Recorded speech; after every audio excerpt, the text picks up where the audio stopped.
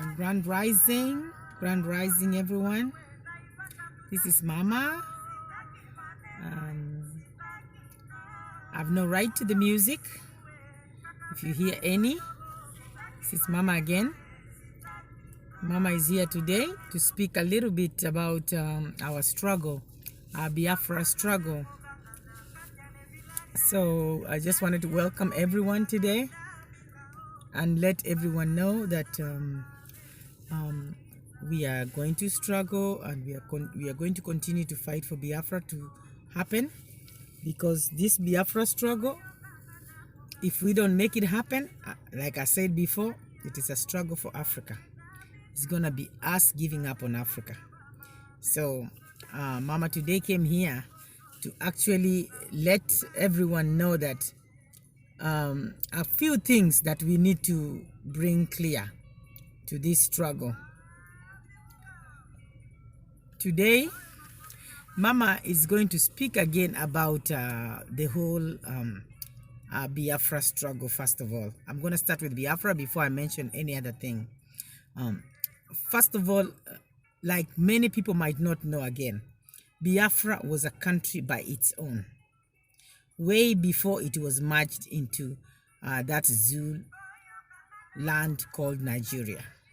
It was a country prospering, with prosperous people, smart people, very enterprising, very spiritual, very honest, very godly, very advanced. It was actually owned by a people who are very advanced in life. Biafra was one of the people that carried the people who had already technology before technology was called technology. They invented and produced and did a lot of things on their own, way before technology, way before the colonialists arrived in Africa to colonize Africa. It is the kindness of the people that put the people in this situation and put Biafra where Biafra is today. The kindness, the honesty, the trusting people you don't know, trusting people, welcoming visitors. Like we were taught, we were brought up to welcome visitors and accept visitors. Biafra welcomed and accepted the colonialists when they came. Then some of our leaders,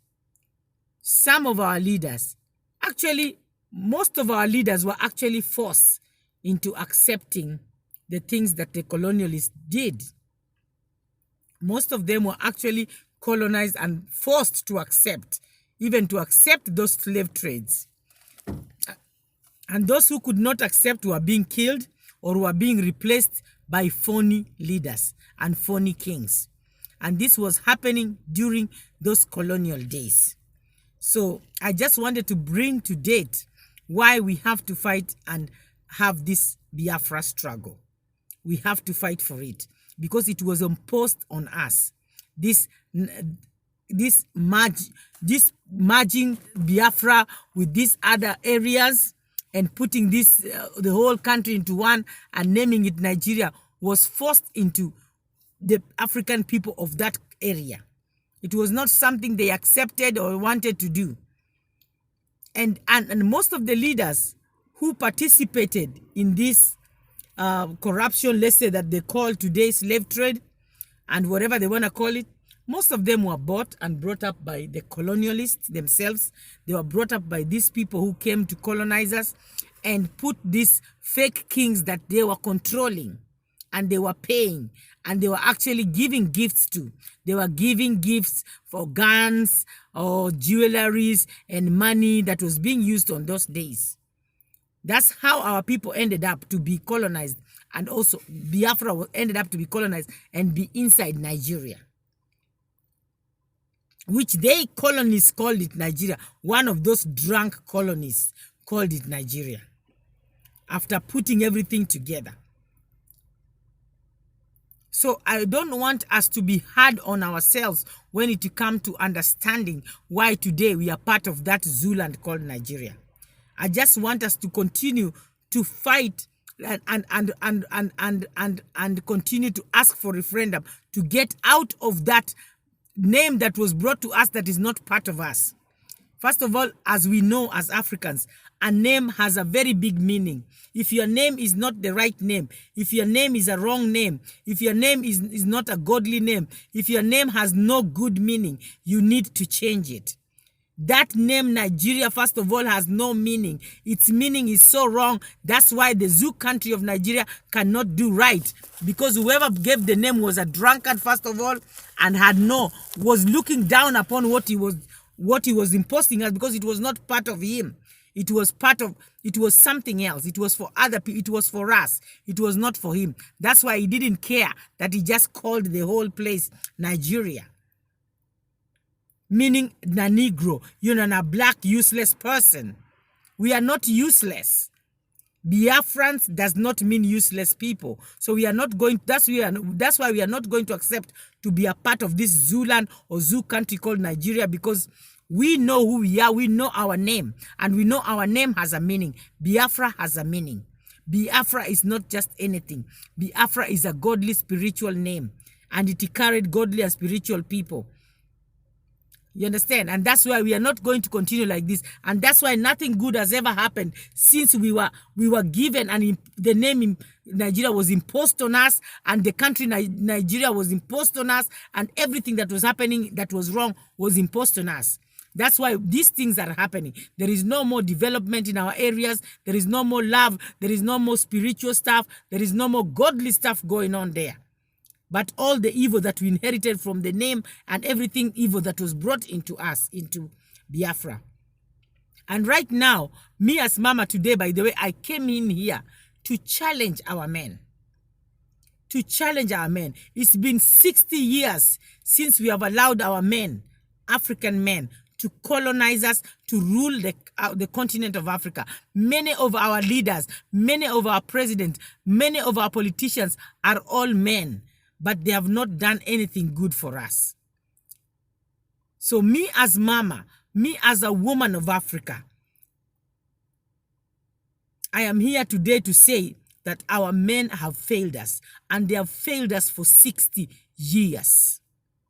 That we already know when they said we have independence. We are going to forgive them on the colonial part. We are going to just hold them accountable on the 60 years, over 60 years of the time we claimed independence from the colonialists. What have you, as a black man, as a black leader, as a black politician, as a black president, as a black elder, or a black appointed elders, and we call them, we have so many names we call them. We have kings, we have chiefs, we have elders, we have politicians, presidents, ministers, senators, and all that. What have you done for an African child or an African woman after the colonial time? What have you done to make an African woman or an African child better than they were before the colonialists? That is my question today and my challenge. And if none of you has a good answer or has anything to say good that they have done for the last over 60 years after independence of most of our African countries, this is Mama. I'm once again challenging the men, telling you it's time for you to step down. It's time for the men of Africa to be called failures. I am sorry, but that's just the right thing to say and the right thing to do at this moment. After over 60 years of you trying everything and us being patient, our children, the women, and everybody else being patient for us to see what our men lead us or where they're leading us to. And we have seen most of them have led us to our deaths, our worst time in our life. It's worse than even the colonial time. I am sorry to say so, but that's just the bitter and the naked truth. African women, African children have had the worst time of their life after the colonial times. These 60 years that we have allowed our African leaders, our African men, to lead us into a glorious time. Instead, they've led us into our deaths, our pit, everything, our graves. So once again, Mama, I want to tell you, I came here today. I recorded this privately so that I can be able to speak independently without any influence or anybody telling me anything. I wanted to let you know it's time for you to step down, the African male leaders. It might sound rude, it might sound really disrespectful or whatever it is somebody wants to call it, but it's just the naked truth. The black man of Africa has failed Africa again, just like they failed with the people they sold out of the country. They have failed to pick their slaves up. They have failed to ask for their people back. Every other race, every other country that had slaves went back to ask for their people. Africa has never gone back to ask for their slaves. And that's why their slaves are still slaves wherever they are. And we have nobody to blame but our African leaders. So, ladies and gentlemen, Mama today is challenging all the male leaders of Africa. And the only man that I think that is worth a try or is worth right now looking upon and only giving leadership to is IPOB leader Mazi Nnamdi Kanu. That's the only man that right now Africa can count to be a more or even just a man we can look upon. The rest of the men and leaders have failed us. No leader has tried to sacrifice their life. No leader has tried to sacrifice their time. No leader has tried to sacrifice their political ambition. No leader has tried to sacrifice their greed. No leader has tried to sacrifice nothing for an African woman or an African child. All these 60 years. And they get angry when everybody, the youth, the women, follow IPOB leader Mazi Nnamdi Kanu, because in the last 60 years, an African woman, an African child has seen nothing but tears and blood. And you don't know how it feels, especially to us women. And me, as Mama Biafra, I'm just saying no more of tears or blood. Because supporting an African leader, especially a male African leader, a man African leader, is just supporting for more tears and more blood. And it's time for those tears and blood shed to stop. Once again, this is Mama, and it's time for our leaders, especially our men, to step down and let the women show them the way. And right now, all us women, there is nobody we are doing anything with but our IPOB leader, Mazi Nnamdi Kanu.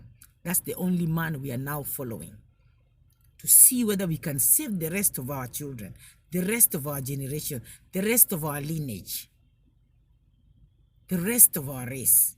Because right now, this is a dying race.